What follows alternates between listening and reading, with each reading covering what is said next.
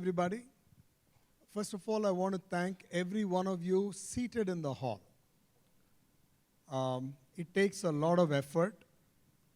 You're at the fag and it's almost close to 5 o'clock. You've been extremely patient. This is going to be the last panel. And I'll try to make it as interesting as possible. What I'll also do is, in between all the questions, and we don't have much time, I will also giving you some interesting factoids which are absolutely useless. Absolutely useless. These are kinds of information you should forget as soon as you leave the hall. For example, women blink twice as much as men do. Now, please don't look at your partners here and there.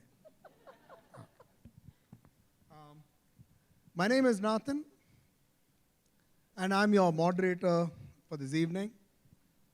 I must thank Apeksha. She's somewhere in the crowd here. So, Apeksha, thank you for choosing me as your moderator. You've done a very good job. A person who puts an idea into your mind is a teacher. A person who takes money from your pocket and puts it into theirs is a business person. A person who can do both with me, puts an idea in my head, takes money from my pocket, is my wife. A person who can do neither, which is put any idea into your head or put your money into mine, is a moderator. So on that count, I qualify really high on that list. So what I'm going to do for this evening is talk to you about workplace well-being. Now, workplace well-being is a much touted subject. There are a lot of experts who are possibly in this room who know a lot more about it. But what got me thinking was, why should this be a subject matter which is being spoken about so much? Why are we so interested in this? It's now becoming a matter which is being taken up even at the boards. So boards are now interested in about the well-being of employees in organizations. So this has become a matter which is absolutely important. So which is the reason why we are meeting today. And I have with me people who are working in organizations and they are doing a stellar jobs. And I'll take you through each one of them and I'll give you some idea about the kind of question that I'm going to pose with them. Organizations have been used to a seasoned, well-defined template of well-being. Most of this earlier used to be focused on safety, a little bit on culture. Beyond that, nothing happened. But in today's world, everything has changed. New names are coming in, something like, let's say, mental well-being, financial well-being. Some people are even talking about spiritual well-being, the whole 9 yards. A lot of things are coming in.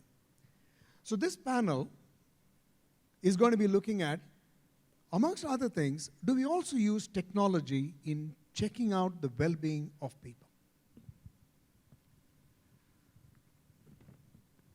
Business ecosystems have their own disruptions, and we are having to deal with a lot of disruptions today. Workplace well-being is being addressed, and let's look at what are the disruptions that are happening in today's day and age. After every question, I'm hoping that you would have some which is on your mind. Please note it down. Request to this panel is keep your answers really short so that we can have as many questions going by. So Rajita of Kindle, you're someone who meditates in a car, not normal car race. You learn Gujarati and Tamil as well. So good for you. You're a trained Bharatanatyam dancer. In all of this, what has been the most significant shift in well-being space that you have noticed? I'll answer that question. Thanks, Nathan. I'll answer that question in two. One, I will answer from a personal standpoint. Second, I'll answer from a professional standpoint. So let me take the personal one first, right? And obviously some people would have expressions that meditating while racing, really? But the fact of the matter is that if you break down well-being, well-being is all about being calm, being comfortable in your skin the way you are. It's not that you're going to, be absolutely great. If you're feeling sick, you're still going to be sick, but you're comfortable being sick. You're okay with it. There is a huge sense of acceptance in that. And that's my definition of well-being for me. If I talk of well-being in a corporate setup, like you rightly said, it just used to be a checkbox. I remember days where I used to go, to my earlier managing director and say, please give me so much money. And he'd be like, I'm not wasting money. Come on, I would rather, have a technology workshop and train people on that. This is not important, that's important. I think moving from there to coming to where we are, people have started talking. Well-being has now become glamorized, thanks to a couple of Bollywood people, because of which even the corporate India is, this is something, this is real, we have to do something about it. So there is a lot of effort that's being put in, but it's a very disjointed effort if you ask me. It happens today, somebody said, I want to work on happiness, I want to do something about it. Yeah, I'll go and talk to a happiness coach, I'll bring somebody in. I want to have somebody called a chief belief officer for me, who comes in, talks to my people about well-being in a very different way, but reinforcing belief and trust. So the outcome of belief in corporate India is about, have the trust in the system, have a sense of belonging, and have a sense of pride. That is the outcome typically what really needs to come in. And to me, there has been a huge shift wherein this has become mainstream. So this is not the pit stop anymore. Everybody is on the racetrack. And everybody wants to be recognized for the well-being tactics. So that's my 2 cents.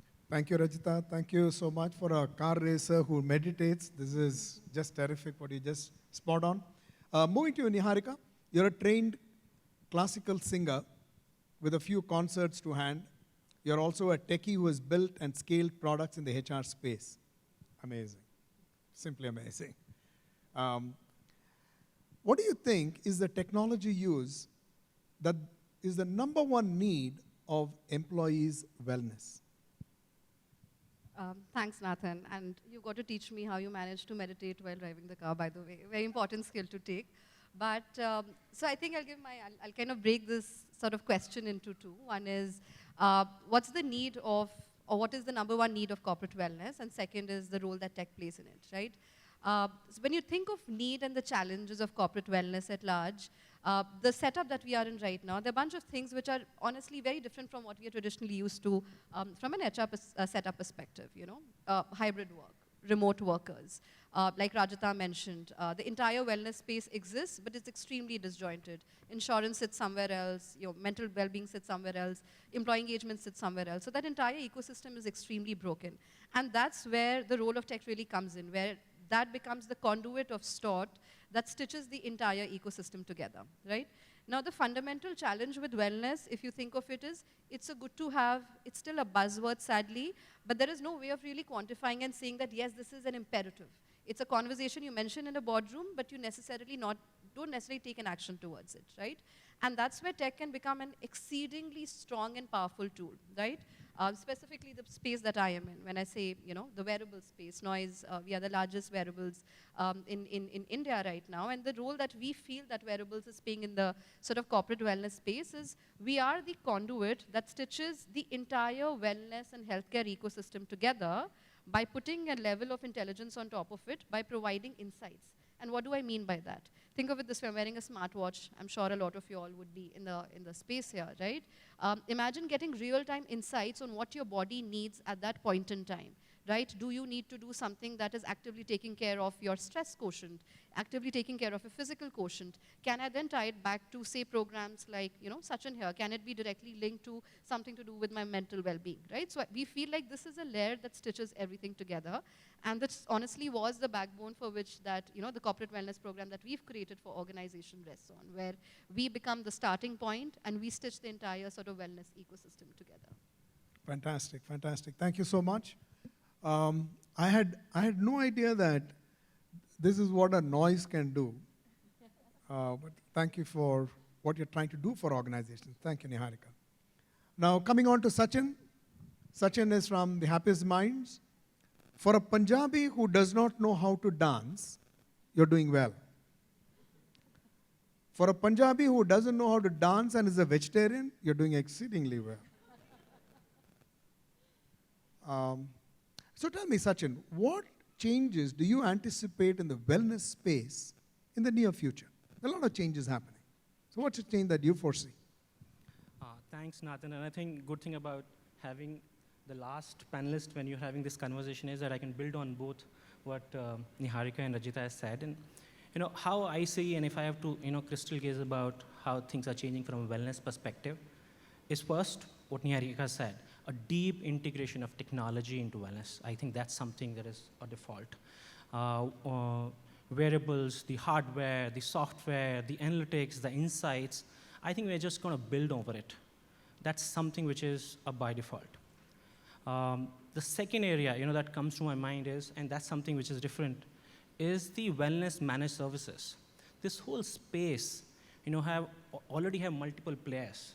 We have the EAP service providers, the doctor consultation, the platforms, the health care, and a lot of other stuffs, and you have all the players existing in providing those services. Then there's also second set of organization which are aggregators who you say, we're building together, we're giving you holistic services and all that stuff. That's also must have. I think what layer which is missing is the third one, which is an organization who sits with you and take the ownership of driving the whole wellness agenda with you, who sits with you, strategize, who sits with you, design the programs, really know the pulse of the organization, works on your organization input, data points, start looking at what's working, what's the industry trend, what are things happening. They are the expert. They will build their expertise.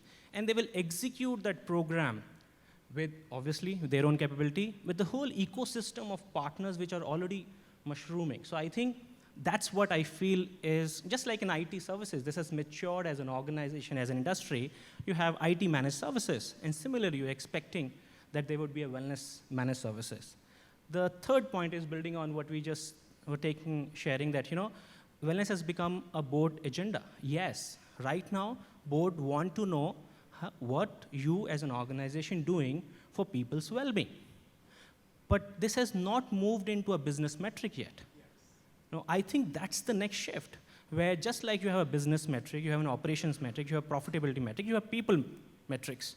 Now there would be a wellness metrics. And you as an organization would be measured. And you have to show what's the effort, what is an ROI, what is the progress, all in data points. I think that's third thing that I'm looking for changing in this space. And the fourth, I think a lot of conversation on wellness, and we say, focus on mental well-being and all. I think we'll start hearing more about happiness, more about mindfulness. Just because you're from Happiest Minds? Yeah. Okay, I get that. Yeah, I think we are very proud of how we have evolved this and how closely we consider happiness an integral part of us. Our mission is happiest people, happiest customer. Our name has Happiest Minds means something to us, and we feel the other organization and industries catching up. They also started realizing the value of it. Now the conversations are happening. I think this conversation will become into more action-oriented focus program. Okay, let's move from wellness to happiness and mindfulness. That's my take. Excellent, excellent. Now, I'm moving into something called the rapid fire. So, rapid fire, so you keep your phones absolutely, your microphones, I meant. Quick one. What's your pithy one-liner on employee wellness? Let's do employee wellness, but I don't have a budget. Okay, nice. Good one. Like the shadow, I am and I am not, from Ruby. Like the shadow, I'm not. And I am not, yes. And I'm not. I hope to understand that one day. Employee wellness is what you need if you want a deadline to be a deadline and not a head on the table. So yeah, you need your employees to be alert, and for that you need the wellness. My God, I thought you would say employee wellness means noise watch in your wrist. Oh, could Could I say that? I want to change my answer now. I change my answer now. Okay. Employee wellness. What's the one advice you want to give to your manager about employee wellness? Yeah, I think for managers, first they should need to treat their team members as people, not resources, because that's what the conversation is. I need resources, my resources, and all that.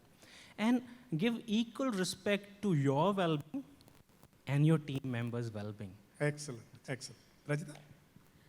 I'm going to build on what he said. I think for me, respect and trust are important. So managers need to really build on that value with their people. That's what you're going to tell your manager? Yeah.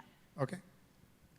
Yeah, and I guess for me it's going to be, I think, setting the example, right? At a very large level, if you want to move them from a good to have to a must have, you need to set the example. You need to have it percolated down. And if you make corporate wellness a priority as a manager, everyone's going to follow suit. So your role becomes extremely critical in that. Excellent. This is not about wellness, the set of questions that I'm going to be asking you. So you don't have to sit at the edge of your seat. You can relax. Starting from you, Sachin. If you could steal one thing other than money, what would you steal?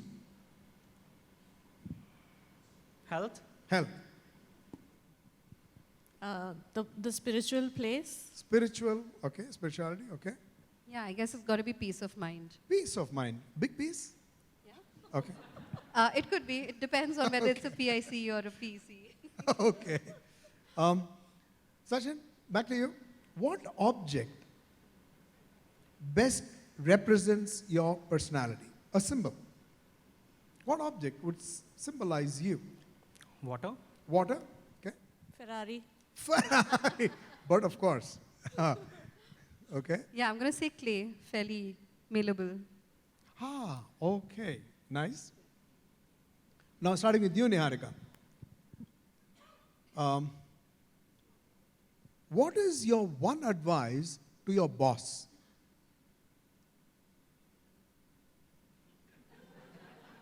Any advice? Any advice? One advice you want to give to your boss. I mean, you always wanted to give your advice to your boss, but always held it back. But after this program, I want to go and tell him, boss, you need. Yeah, go ahead. Yeah, I think it's going to be that, Niharika's doing a great job. Why don't you pay her more? So, yeah. If I have to. Nice one, nice one. Okay. I'm going to say, take it easy. Things are in control. Don't be hyper. We know what we're doing, and this is important for what we are doing. Excellent. Excellent. My boss is in Hawaii right now, so I would ask him to take more breaks and travel less. Take more breaks. Very good. Starting with you, Sachin. If there's an all expenses paid ticket to some place in the world, what place would that be? Yeah. I thought he'll say Sarjapur. Go ahead. I'm actually thinking of doing that, 14 days wellness program, break, and somehow felt like the work is a priority, family is a priority. So if it's not about the money, but if I get that 14 days, then I will take that 2 weeks of break. Oh, okay. Okay. So this is a wellness program event, and that's why you're on to all this stuff, is it? I recently had a back injury, so I'm actually thinking wellness all day All these day. days. Very good. I'd go to Bhutan. Bhutan. Yes. Very good. Yeah, I want to think wellness too, but in Bora Bora. So, yeah, it's going to be that. Oh, okay. Bora Bora. Okay. Starting with you, Niharika. One regret in your life other than having me as your moderator. Regret. I think there is a ton of stuff that I could have done sooner. Like, if I can be unbiased, but I feel like, joining a startup sooner would have been it's been Starting an amazing a experience. startup sooner. Correct. Hmm? I think I've had many regrets, but the most is when I shut up when I should have spoken up for one of my colleagues who was having a very tough time at work. Speak up. Very good. Not much regrets, but when my company was getting acquired by Happiest Mind, the last company where I was working for, I felt that I could have done a little more for a few of the folks. I could have, because I was part of the company which was getting acquired. So I think in that conversation I could have done a little more. For myself as well? I think I got attended well because with that change, I moved into this role. So I think I'm blessed. Excellent, excellent, excellent. I did promise you that I'll give you a lot of useful, useless information. So here's a very, very useless information that you should know. A dragonfly has 6 legs, but cannot walk. Cannot walk. All it can do is just fly. Okay, back to you. Sachin, an advice you want to give to your younger self starting out at college? I think I've been talking about happiness, well-being, and all that stuff, and I got a little too much on the responsibility side. I could have lived life a little lightly. So Live that's life my easier. Okay, Rajita? I'd say live life in loop because I think I did everything right when I was growing up. Going on. Okay. I think it's going to be experiment, try more, experiment more. So yeah, don't shy away from failure. Okay. Last couple of questions before I come to the audience.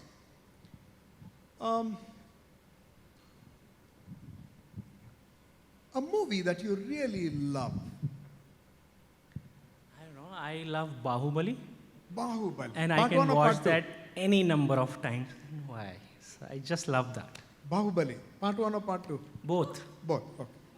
It goes with me. Fine. Jab we met. Jab we met. love Jab we met. Okay. Okay. Little bit of an OG, I love Sholay, so I can watch it like any number of times. Sholay. Lovely, lovely. Okay. Cerebral. The best book ever. Best book. I think the recent that I read was, out of which I remember, was Ikigai. Before that was The Innovators something. So those two. Ikigai Okay. and one more, I don't know the complete name. So some No man, innovation. no man. I can see that you're a well-read man. Okay. I wanted to say Ikigai all-time favorite, but the latest is Atomic Habits. Atomic Habits. That's fine. Okay. Yeah. So we're going to go to fiction. There's this one beautiful book called Family Matters. Uh-huh. It's by Rohinton Mistry. He's a beautiful writer, and it's a very sensitive book about family relationships and what it takes. And it's an old man looking back. So I think it's one of my favorite Favorite. books of all time. To all the 3 of you and people sitting in the audience, I will recommend a book. It's called The Heart of Work. It's a fantastic book. I'll say it's fantastic. It is a book you must read because I wrote that book. So, on that note, I'm going to move these questions back to the audience. So, I know we don't have much time, but we'll try to do our best. Go ahead, guys. Yes. There is somebody there. Yes, ma'am. Keep your questions really short. Thank you. Good evening.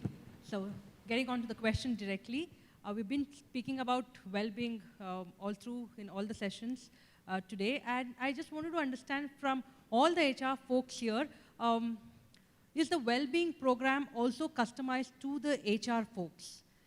Something to think about. I'm sure so many of you have already thought about it. It's so important to give for the caregivers, right? So there has to be a hyper-personalized HR well-being programs as well. Your thoughts on that? Is there a special well-being program for HR guys? I just wanted to first accept that's a reality. All my team, the wellness team, working on the well-being of our members, but in that whole process, our people practice team, we don't give enough time and investment in their well-being. So I know that this is an area that we need to work hard. It's a terrific question. That's what he wants to tell you.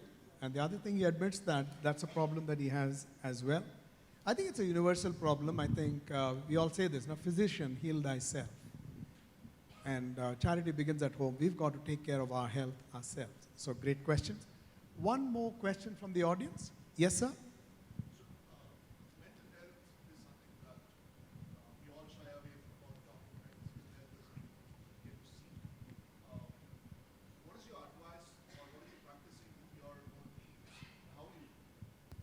How are you advising your managers, the direct managers, because the direct managers play a big role in identifying or having those conversations with the employees, right? So they are the first touch points. HR can do the facilitation piece of it, But what's your message or what's your advice to the managers on how to take Okay. care of well-being or the mental health? Great identifying question. that? Is it okay if I respond to that? Please. question? Moderator is not supposed to say all this. I can at least talk to you about what we do at Deloitte. All the partners that we have and all our directors, all our senior leaders will have to undergo a program on understanding mental well-being. And if this is not enough, every year we do a study, and this is about employee, not engagement, employee experience, because the whole thing today is about experience. We ask this one question: is it easy for you to go up to your boss and talk about your mental wellness or mental health issues? And if the score is low, then we'll have to find out what we have to be doing. Fortunately for us, we seem to be doing better year on year. It requires a lot of work. You raise a fantastic point. I think the single biggest issue that we have in the whole space of employee wellness has got to start with mental wellness. And then, of course, you can go into physical and the whole. A healthy mind in a healthy body. That's where it all starts. But great point. I don't think we have questions. Correction. We have a lot of questions, but we may not have the time for it. I know what you're saying. Just to add to that point, a very interesting point, you actually question about the mental health. For example, somebody is going through XYZ, mind wellness. I like to call the word mind wellness. Now, he or she wants to speak to the manager about it. But you know, the thing with mental health is the one who's suffering. They will not be able to go up. They will not be able to say it. They will not even have the courage and conviction. But what we need to do is we need to be aware ourselves, and we need to proactively reach out to such people. If you find a person has been absenting themselves for a couple of days for no rhyme or reason, perfectly everything seems to be okay, then you need to be asking greater questions. The awareness really starts with the leaders being a lot more sensitive today. Sure. But then again, when you broach that subject, it's a very sensitive subject. The person should then have the courage and conviction to say, yes, I need some time off. 30% of people, I would even say a tad more, of people sitting in this audience suffer from anxiety. And you may not be willing to admit it, but that's the statistics. Anxiety attacks are part of what is happening today. If you're speaking about wellness, we should be able to address this. This is the burning platform. Absolutely. Can I Yes, sorry, sir. add to it? And I just want to say that I think one of the things that we've observed while we were building these wellness programs is you need multiple channels of outlets, right? The challenge with mental well-being is people don't want to, they're very uncomfortable face-to-face, you know, but there are some conversations that are easier said, A, not with the boss and probably with the peer, and second, could probably be anonymous also. So we have this very interesting feature where, you know, just through a push button, you can just do like connect with a buddy. And we've seen a lot of organizations opt in when they just say that they want a connection, right? That connection is just for a chat, which then translates into some sort of a stress or something or the other. So building that channels of communication over and above a physical one-to-one is also another way of just probably proliferating this a little more. Thank you, Absolutely. Niharika. Hey, before I go, I just have one vital piece of information which is absolutely more useless than all that you have heard today. Women have twice the number of gray cells as men. Now just imagine if they were to use all of that, the men in this room would have no chance. So a big thank you to all the women.